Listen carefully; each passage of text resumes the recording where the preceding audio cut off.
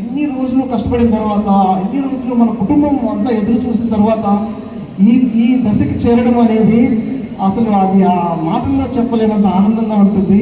మీరంతా కూడా అలాగా ఫీల్ అవుతుంటారు అనుకుంటున్నాను. అయితే ఈ ఆనందం, ఈ ఉద్యోగం ద్వారా మనం పొందే గౌరవం, ఈ ఉద్యోగం ద్వారా పొందే మనం సమాజంలో మన స్థితి, మన స్థాయి,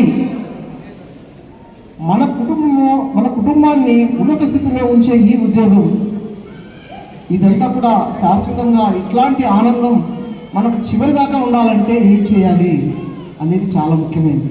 ఉద్యోగం వచ్చింది, ఇంకా అయిపోయింది, మన బాధ్యతలు, మన ఆలోచనలు అన్ని పక్కన పెట్టేసి అందరి దారిలోనే మనము అందరి వరవడిలోనే వెళ్ళిపోవడం కాదు. మనకంటూ ఒక ప్రత్యేకత ఉండాలి. ఇట్లాంటి పరిస్థితుల్లో మనము ఇన్ని కళలు కనిన తర్వాత, ఇంత కష్టపడిన తర్వాత, ఇన్ని ఆలోచనల మధ్య, ఇంత కుటుంబం అంతా కూడా మన మీద నమ్మకం పెట్టుకున్న పరిస్థితుల్లో మనం ఇట్లాంటి పరిస్థితుల్లో మనం ఎంతమంది జీవితాలకు వెలుగునివ్వాలి, ఎంతమంది జీవితాలకు తోడ్పాటునివ్వాలి, ఎంతమంది జీవితాలకు మనం మార్గదర్శకులుగా ఉండాలి అనేది ఎప్పుడు మర్చిపోకూడదు. అది వెరీ ఇంపార్టెంట్. మీరు అనుకోవచ్చు, మేము ట్రైనింగ్ చేసాము, మళ్ళీ టెట్ రాసాము, డిఎస్సి రాసాము, ఇన్ని అయిన తర్వాత మళ్ళీ ట్రైనింగ్ ఎందుకు, ఆర్డర్ కాపీ తీసుకోవడానికి మళ్ళీ అమరావతికి ఎందుకు వెళ్ళాలి ఇన్ని కష్టాలు పడుతూ అని అనిపించవచ్చు.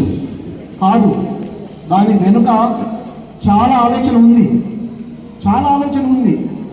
మరి మనమేమో బిఎడ్లో ఎంతో ట్రైనింగ్ తీసుకున్నాం. చదువు ఎలా చెప్పాలి, మెథడాలజీ గురించి కానీ, పిల్లల సైకాలజీ గురించి కానీ, ఫిలాసఫీ గురించి కానీ అన్నీ కూడా తెలుసుకున్నాం.